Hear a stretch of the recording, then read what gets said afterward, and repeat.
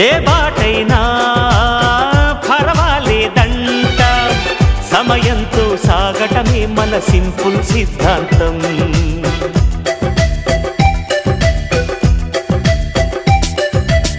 చిరుగాలికి పరిమళమిచ్చే సిరిమల్లెల వనమై ఉందాం, గగనాన్ని నేలను కలిపే హరివిల్లుల వంతెన అవుదాం.